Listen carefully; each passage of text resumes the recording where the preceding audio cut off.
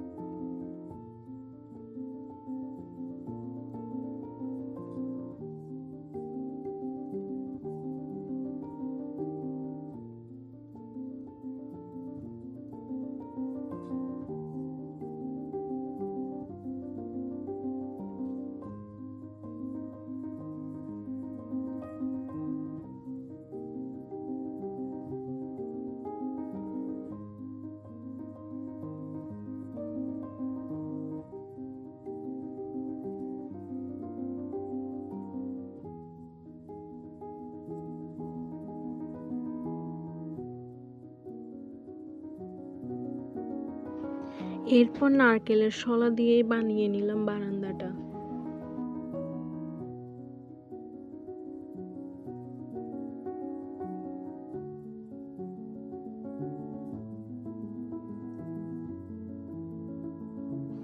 এরপর কিছু plant attach করে দিলাম।